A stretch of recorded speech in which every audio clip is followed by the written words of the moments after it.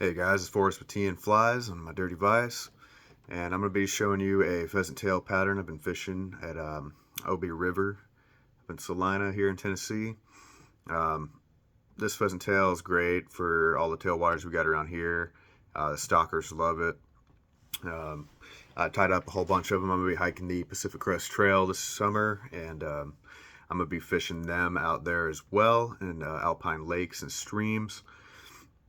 So what we got going on is just basic old pheasant tail on a size 16 competition nymph hook.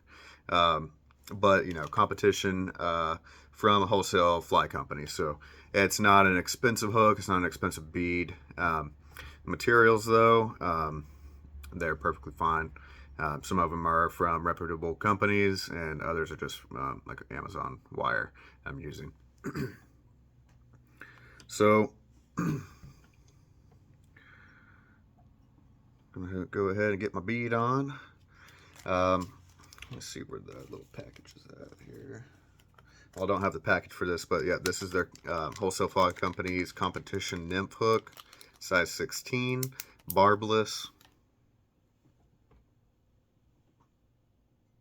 I got a 2.4 millimeter tungsten gold bead. I really like the gold and the gold wire because I use a dark pheasant tail. Getting near the end of my pheasant tail here, but kind of a darker dyed pheasant tail, and then the chocolate dub Hare's Ear Plus for the thorax. And now I'm going to be taking off, I think about 6 or 7 of those. You can go less, you can go more. A little bit more is a little bit too stiff for me. It looks a little less realistic, but the more you have, the more you have to lose, and those are the first to come off, of course, whenever a toothy critter is biting on it. So for thread, I'm just using white thread. I'm going to be putting a Sharpie on it before I do a whip finish. What I like in a thread is just having like a good kind of thin and strong thread, something I can pull down back behind this bead whenever I'm going to put my whip finish on. I keep that hidden behind the poof of the dubbing. This is some GO2 50 denier from Vivus GSP. Got ahead of myself earlier, so I'm going to go ahead and take off my pheasant tail fibers. There's about 7 right there. Keep them all aligned straight. And I'm just going to come in at the back, get that put down with a couple of wraps, get it repositioned to the length I want, about the length of the hook, the straight part of the hook there, whatever you'd call that, hook shank.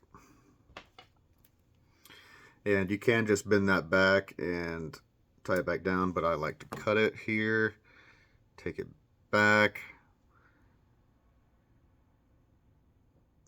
get that trap down. I'm going to work it back down the shank.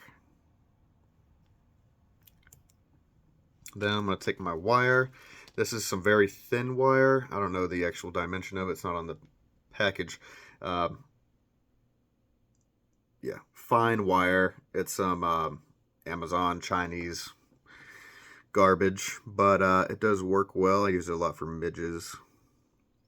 It was pretty cheap for a whole package of it, so a little bit of super glue or UV resin, it will stick. Now before I start wrapping my pheasant tail, I'm going to come in with a little bit of super glue. Moisten that up. You don't want too much because it can bleed through and get some white cracking on the pheasant tail. And then I'm going to try to align these fibers and start going around.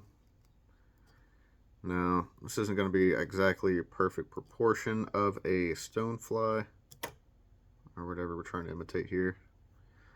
So I'm just going to get like a good pinch of that right before the bead. Come in with my wire.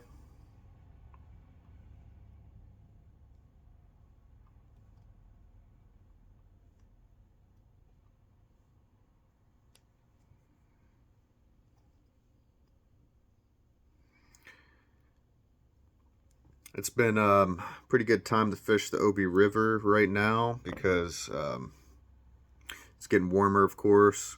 Usually you got to fish size 20, size 22, size 18 midges, or hare's ears, or these kinds of flies during the winter, but they're now starting to bite the size 16s, which is why I want to tie this.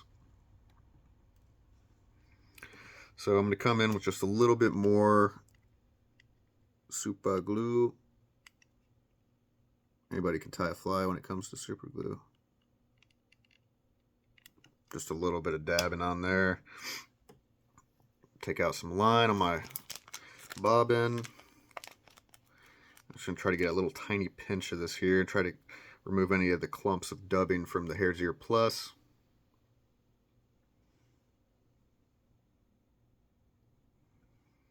Just a little noodle. And we're going to trim this up a little bit, so if you got a little extra, that's fine. Take her around. That's about 6 times or so. And make sure I get a good separation.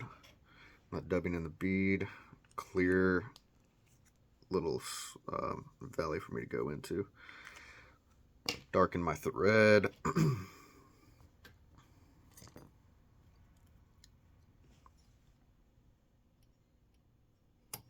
What I've been doing is I put about 3 wraps down, get it real good and tight with that GSP. I'm going to make sure you have a good thread base so it doesn't slip and spin your fly. And come in with another one there. There's just way too many times I've been fishing a fly that they like, and then all of a sudden the thread just pops off for some unknown reason.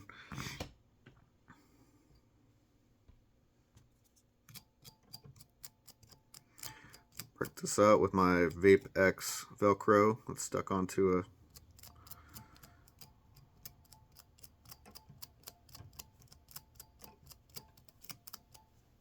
pull that out, and then we're going to go in and trim it up because we don't want these crazy hairs everywhere. You don't want to trim it too much. You don't want to bald. You want to have those hairs sticking out somewhat and the fuzzies sticking out. They kind of look good in the water, but you don't want it to look like a bigger bug than it is.